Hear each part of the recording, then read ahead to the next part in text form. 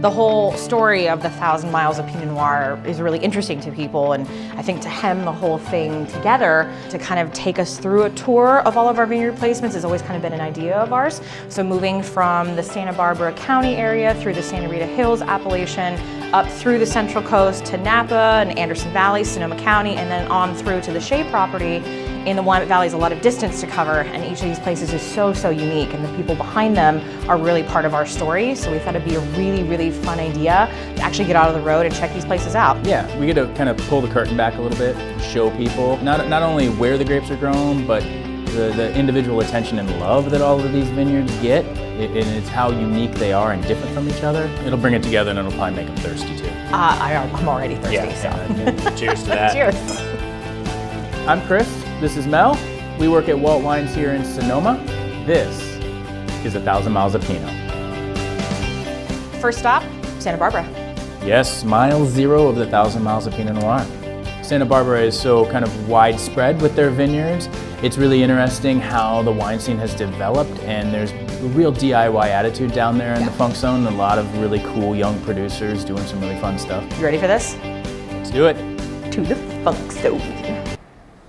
Right. Oh, so this is where it started here. Yeah, this is Santa Barbara Winery. So really, these guys were here before it all started. They were, and they actually started this kind of trend of wineries and tasting rooms being down in Santa Barbara proper. You know, all of our vineyards are up in the San Ynez Valley, you know, from the Santa Rita Hills to Happy Canyon, and even into the Santa Maria Valley. But you know, wineries sometimes find it hard to get steady traffic up there, and so a lot of them started opening tasting rooms down in the Funk Zone.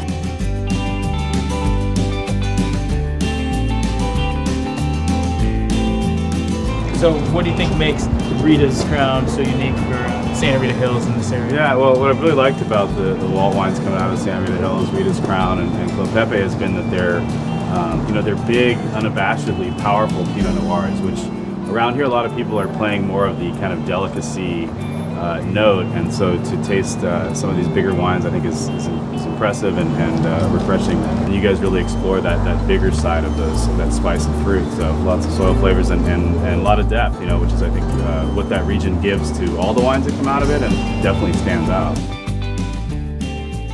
Next stop, Club Pepe, one of our estate vineyards.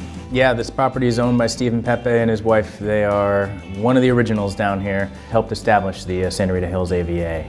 After more than 2 decades of growing grapes, they are the people you want to talk to.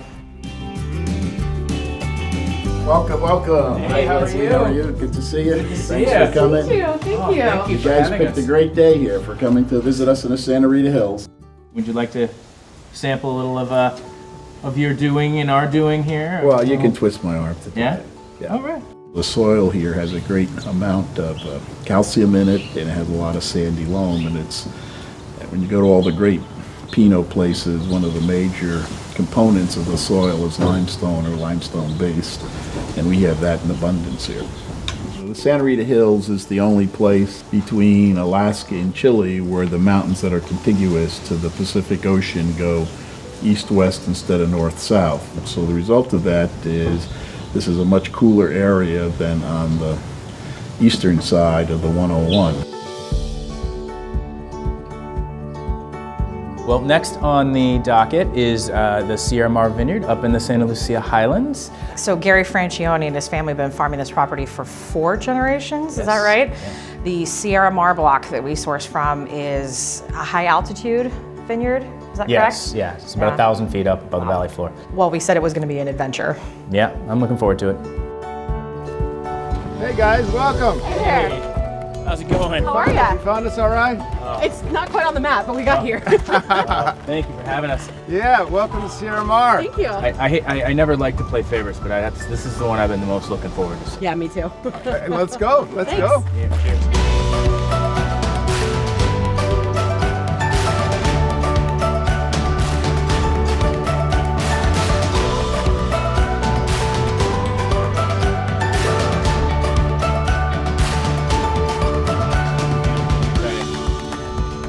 Hey. Hey, hey. Oh my gosh, Here's to this the is top. amazing. Yeah. I did it. I did Yeah, it. look, this that's- is the island. This is where you guys source some fruit from. The infamous Yeah, island. It's only 4 acres, you get a couple acres of it, all WALT. So how high up are we here? 1,100 feet in elevation. Wow.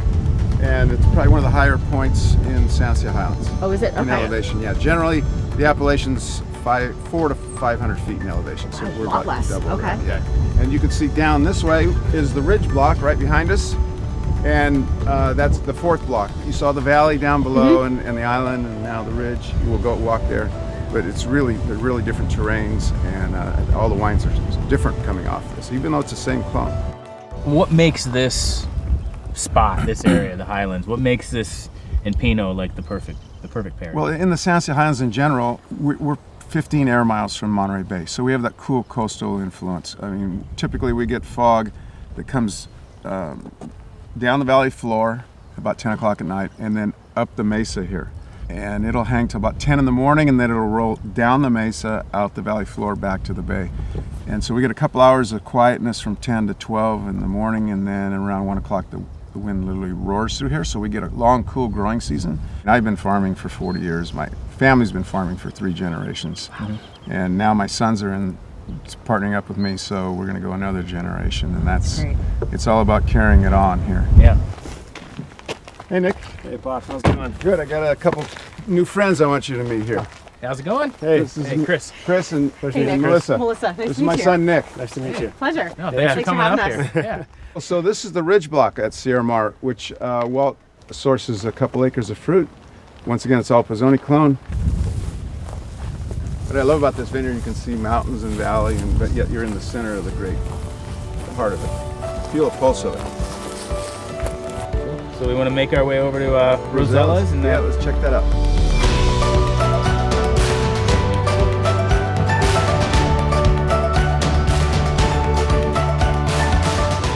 So Gary, so the Rosella's, why the name Rosella's?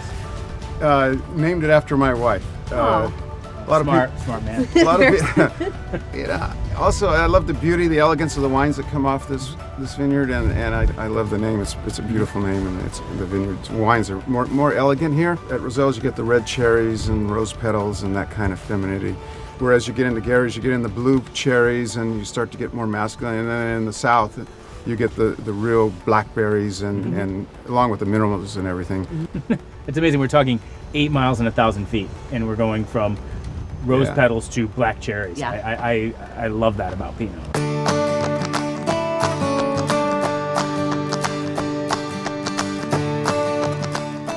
Most people think of Napa Valley as purely Cabernet country, but there are actually a couple areas where Pinot Noir does really, really well. Yeah, some of the first Pinot that was brought over to California was brought into the Carneros region. So we have Brown Ranch, which is actually on the Napa side of Carneros, a coastal area that borders the San Pablo Bay. We are lucky enough to work with the Renteria family with that property. And I didn't know this, but Steve Levesque, our head winemaker, has actually been friends with that family for years. Got a huge amount of history when it comes to grape growing in the Napa Valley. That's our charge as winemakers, is to showcase the 1,000 miles of Pinot. I mean, starting up in Willamette Valley and all the way down to Santa Barbara. But Carneros is a really important player in the overall landscape of Pinot Noir up and down the Pacific coast.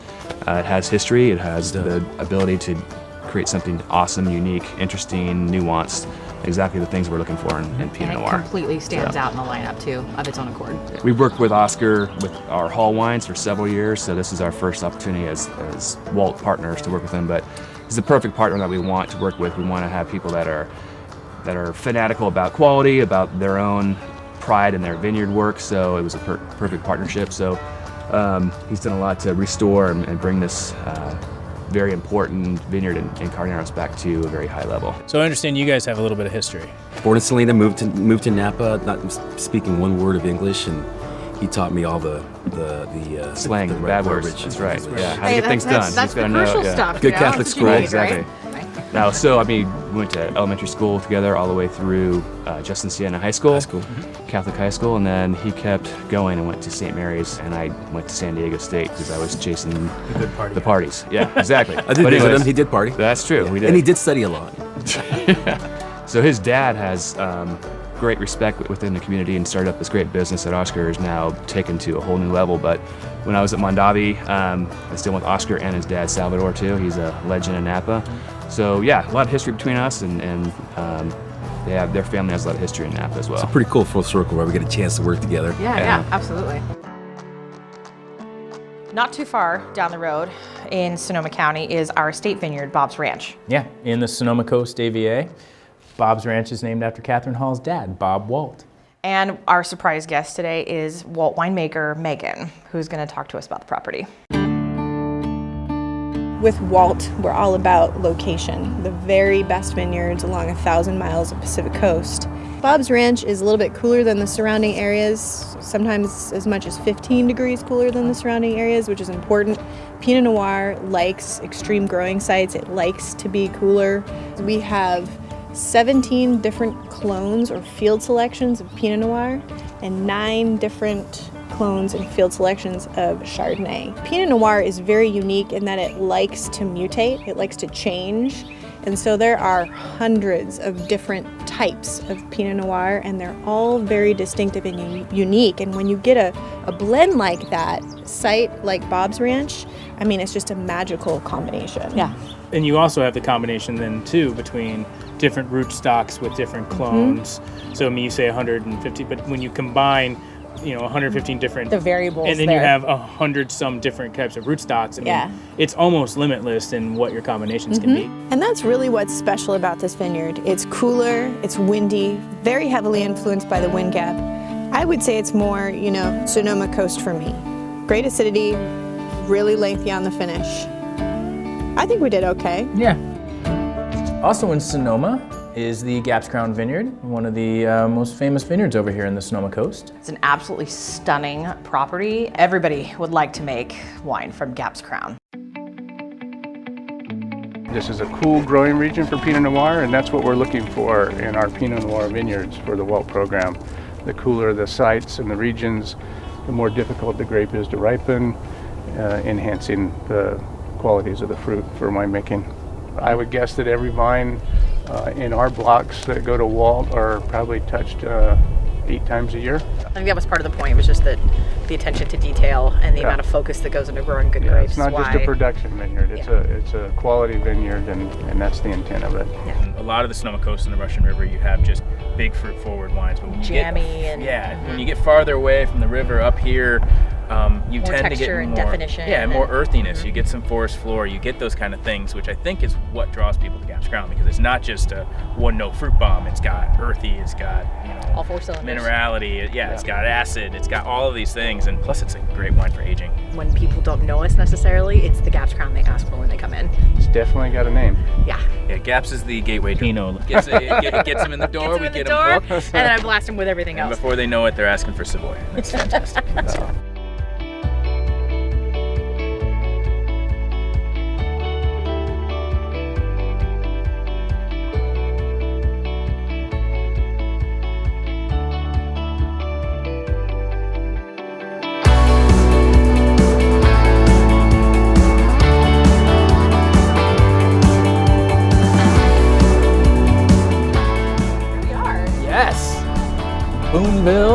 Boonville, California.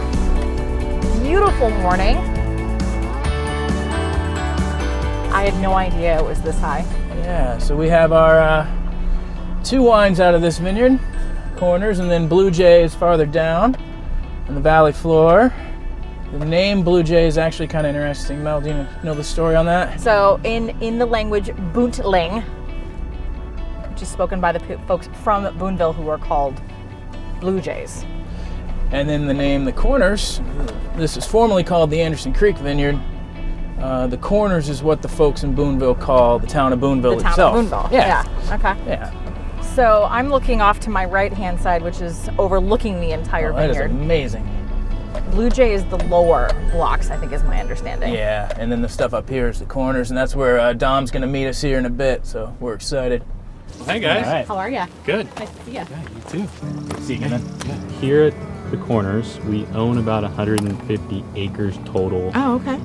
But we have planted about 35 acres, all of it to Pinot Noir. And so this ranch is one of the first ranches that we picked. This is one of the warmer sites in Anderson Valley. Okay. And as you move up the valley, it becomes cooler because you're getting closer to the ocean. Okay. Yeah, and there's also more fog intrusion as well.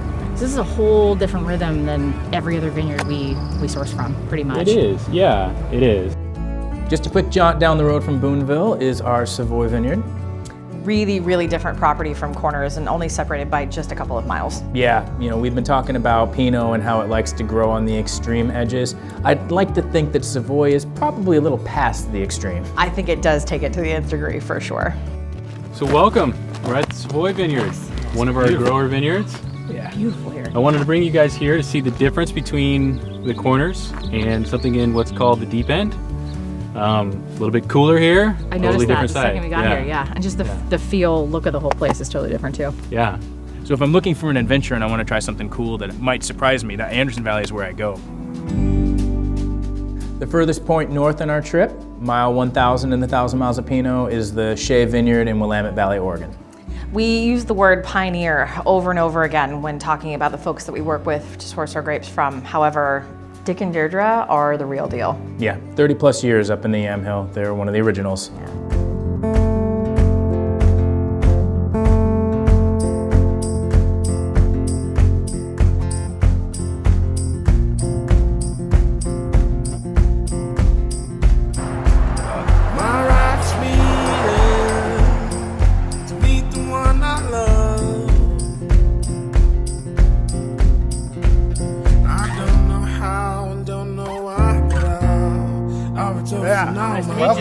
Thank you so much. Thank you for having us up here.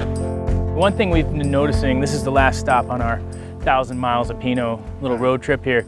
You know, each specific vineyard in each specific region, you know, has a certain connection to Pinot Noir, and even all the way down to Santa Barbara to here, and how vastly different the climate is generally. But then you get to these small specific microclimates, and they're so perfect for Pinot. Can you explain exactly why Pinot loves this area so much, the Yamhill? Well, we're in cool climate, and famously Pinot wants to be at the very edge of where the climate works. That's where you can get the most subtlety of flavors, and that's just where it seems to perform the best. And that's basically where we are at the edge, not that far from the Washington state border, and they basically don't grow Pinot there at all. It's either too wet on the western side of the Cascades, and it's desert, and much too hot on the eastern side of the Cascades. Pinot everything just has to be right climatically and soil-wise, and that's why it's grown in so few places on Earth. Just up the hill, we'll be meeting Jeff Sapelli, our general manager, and Megan, our winemaker. It's nice to finally meet you. Since we started, we've matured with you into the vineyard as our brand has been growing. We really appreciate all of the work that we've done together, and you know, Megan and Steve have just been making better and better wine every year. It's such a unique part of our portfolio too. I think that when you taste through, you get all the different nuances, but it just stands out. I mean, it's just in every tasting that we do with the trade and at the tasting rooms, it's just such a standout wine. It's just really a nice thing to have a little bit of Willamette Valley every day. Every place we've stopped, we've seen this passion for the grape and the vine. Level of attention to detail that it's I find amazing. exceptional. Yeah. Pretty yummy. You guys are doing a great job. Shows off my vineyard. My goal is to make the best wine by growing the best grapes. And it's really a team effort. And we all learn from each other. So yeah, it's fun stuff. I don't know how and don't know why, but I've been toasting all my life. 7 days. 2 states. 5 appellations. 10 vineyards. 1,000 miles of Pinot Noir. I think we nailed it. Absolutely. To 1,000 Miles of Pinot.